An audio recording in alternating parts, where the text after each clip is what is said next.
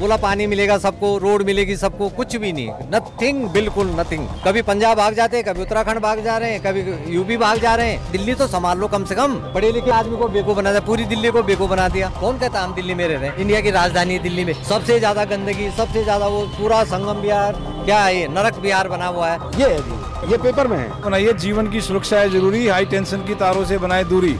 अब इसमें पूरा लिखा हुआ है इन्होंने 40 kV की नहीं, 52 मीटर, 35 मीटर, यानी कि 35 मीटर में कितना एरिया कवर हो जाएगा? कम से कम 150 फुट के करीब जाएगा। सीएम केजरीवाल जी का ये विज्ञापन है। अब बताओ, इतने पुराने जो मकान बने हुए हैं और एकदम से एक पेपर में कटिंग निकाल दी, खाली हो गया काम। हम लोग कहाँ जाएंगे? 7 साल से तो सरकार में ये भी है, उन्होंने क्या किया आज तक? कितने लोगों का अवेयर किया भाई अब मकान मत बनाओ? 7 सालों में कितने लोग और बस के होंगे यहाँ पे? 35-40 सालों में कितने लोग बसे हैं यहाँ? तो सरकार का इस तरफ से कोई वो नहीं है, सरकार की तरफ से कोई अवेयरनेस नहीं, ना किसी को कुछ बताया गया है। अब आम पब्लिक, गरीब लोग, इन्होंने मकान बना रखे हैं, छोटी छोटी दुकानें चला रहे हैं, बताओ अपनी रोजी रोटी कमा रहे हैं। इनको कह रहे हैं तुम यहाँ से जाओ। लोगों ने 1-1 लाख रुपए का जो लोग मकान प्लॉट खरीदे हुए हैं। अब जैसे एक ही मंजिल बना रखी है, ये सब 1-1 मंजिल बने हुए हैं। अगर इन तारों के नीचे ना आए तो लोग अपना पूरा मकान बनाए। अब महंगी जमीन भी ले रखी है, प्रॉपर्टी पूरी यूज नहीं हो पा रही। ये तो गलत है ना। सरकार को सोचना चाहिए, नोटिस निकालने से पहले लोगों से बात करनी चाहिए, उनको अवेयर करना चाहिए। तो इस एरिया के जो विधायक हैं वो क्या कह रहे हैं? कुछ नहीं, उनका वो तो बिजी है अपने दूसरे इलेक्शनों में, उनसे कोई उम्मीद करनी बेकार है। कोई सुन कौन रहा है? देखता ही नहीं आकर के क्या परेशानी है पब्लिक को, क्या नहीं है, कोई परेशानी वो किसी को सॉल्व नहीं करते। जब नोटिस निकाला, ये नोटिस विधायक की सरकार ने निकाला है ना,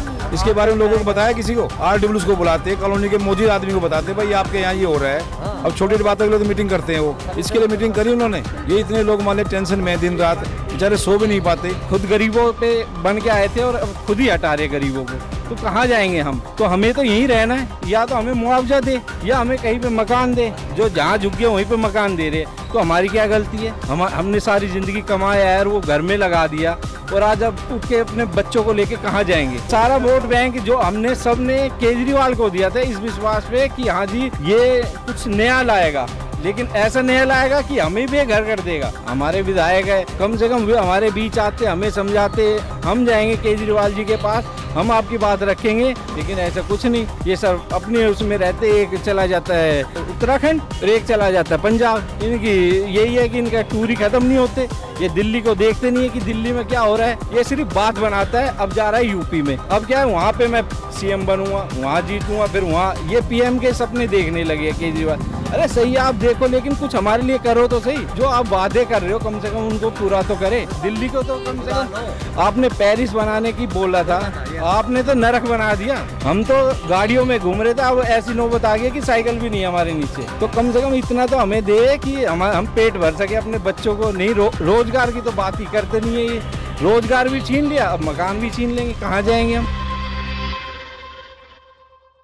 देखो, नेताओं के लिए सबसे आसान क्या होता है कि भाई साहब वादा कर दो और वादा करके भूल जाओ।